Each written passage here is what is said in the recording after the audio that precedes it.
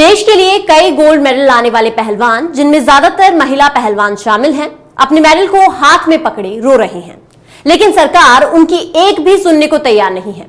कुश्ती संघ के एक सर्वे सर्वा का इतना क्या दबदबा है कि देश के लिए जीवन भर संघर्ष करने वाली महिला पहलवानों की आवाज सरकार के कानों तक पहुंच ही नहीं पा रही। कुल मिलाकर सरकार इन पहलवानों की सुन नहीं रही है। पुलिस उन पर लाठियां बरसा रही है और कुश्ती संघ के आरोपी अध्यक्ष के खिलाफ निष्पक्ष जांच तक के लिए कोई तैयार नहीं है। पहलवानों के आंसुओं पर फुहड़ता की हद तक हंसा जा रहा है, लेकिन कोई कार्रवाई नहीं हो पा रही है, कोई जांच नहीं हो पा रही है। इस सब से थक हार कर और पुलिस के अत्याचार से परेशान होकर महिला पहलवानों ने अपने सारे मेडल गंगा में बहा देने का निर्णय ले लिया। ऐलान के अनुसार पहलवान हाथों में मेडल लिए हुए मंगलवार शाम को हरिद्वार पहुंचे। हर की पौड़ी पर पहलवान बैठे ही थे कि कुछ देर बाद भारतीय किसान यूनियन के अध्यक्ष नरेश टिकैत और खाप नेता वहां आए। टिकैत ने रेसलर से अपना फैसला 5 दिन के लिए टालने को कहा। टिकैत के आने से पहले हर की पौड़ी पर भारी भीड़ जमा हो गई थी। हाथ में मेडल पकड़े सिसकते पहलवानों को देखकर हर कोई भावुक था। भीड़ बढ़ती देखकर पहलवानों के परिजनों को उनके चारों तरफ घेरा बनाना पड़ा। करीब 1 घंटे तक हर की पौड़ी पर ऐसा ही माहौल रहा। इसके बाद नरेश टिकैत पहलवानों के पास पहुंचे और उनसे बातचीत की गई। काफी समझाने के बाद पहलवानों ने फैसला टालने पर सहमति तो दे दी, लेकिन मेडल अपने पास रखने के बजाय इसे नरेश टिकैत को ही सौंप दिया गया। नरेश टिकैत ने बताया कि हमने पहलवानों से 5 दिन का समय मांगा है, हम खिलाड़ियों का सिर नीचा नहीं होने देंगे। वहीं बृजभूषण शरण सिंह ने कहा कि आगे आगे देखिए होता क्या है, जांच तो करने दीजिए, अब तो हमारे साथ में खेल है नहीं, दिल्ली पुलिस के हाथ में है, तो अब देखेंगे कि आगे क्या होगा। आइए सुनते हैं बृजभूषण शरण सिंह और नरेश टिकैत को।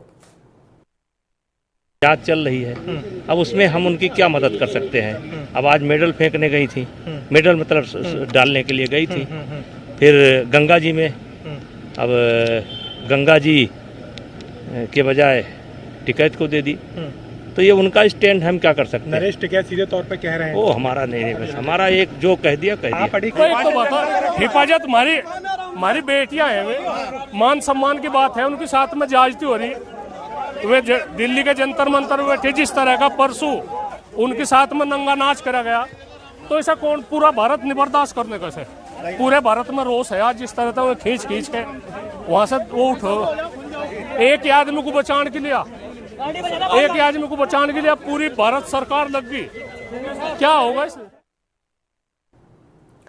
देश में जारी पहलवानों का विरोध प्रदर्शन अब इंटरनेशनल मुद्दा बन चुका है। दुनिया भर में पहलवानों की सर्वोच्च संस्था यूनाइटेड वर्ल्ड रेसलिंग यानी UWW ने भारतीय कुश्ती संघ को बर्खास्त करने की धमकी दे डाली है। 30 मई को UWW ने बयान जारी कर पहलवानों पर पुलिसिया कार्रवाई और उनकी गिरफ्तारी की कड़े शब्दों में निंदा की। साथ ही बृजभूषण शरण सिंह के खिलाफ जारी जांच पर भी निराशा जाहिर की है। अगर 45 दिन के भीतर भारतीय कुश्ती संघ का चुनाव नहीं हुए तो भारत को सस्पेंड करने की बात भी कही गई है। गंगा में मेडल बहाने के फैसले के बाद लगभग कई चोटियों के खिलाड़ियों ने इसे आश्चर्यजनक बताया।